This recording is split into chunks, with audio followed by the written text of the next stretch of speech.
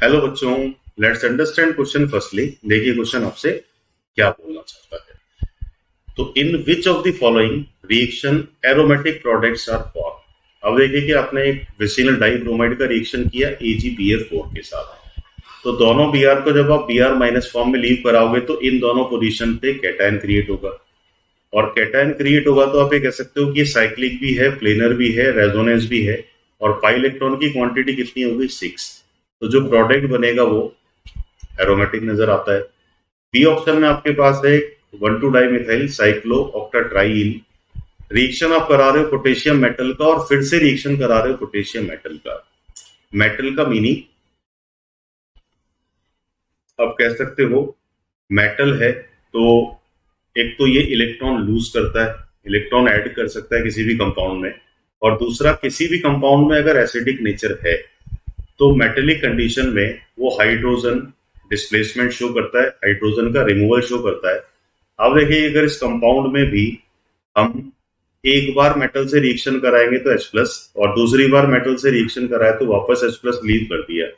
That means की metal की presence में हम एक एसिडिक नेचर को परफॉर्म कर रहे हैं। H+ जाने के बाद इन दोनों कार्बन पे एक नेगेटिव चार्ज क्रिएट होगा, और नेगेटिव चार्ज क्रिएट होगा, नेगेटिव चार्ज को हम किसके इक्विवेलेंट मानते हैं, लोन पेयर के।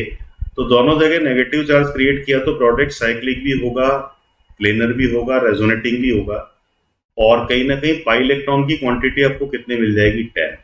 और ये सिंबल बोलता है कि ये भी कहीं ना कहीं एरोमेटिक प्रोडक्ट है। अब आ जाते हैं हम सी में। AgBr4 अटैकिंग रिएजेंट आपका हो जाएगा फ्लोरीन माइनस। अगर मैं Br माइनस को रिप्लेस कराऊंगा तो इस पोजीशन पे क्रिएट होगा cation.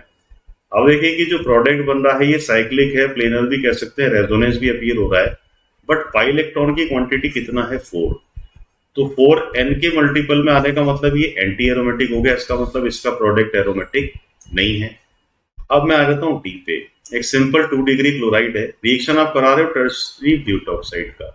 Tertiary butoxide is relatively stronger base, और अगर हीटिंग भी कर रहे हो तो ये कहीं ना कहीं बीटा एलिमिनेशन का केस होगा, जो डायरेक्टली E2 एलिमिनेशन होता है।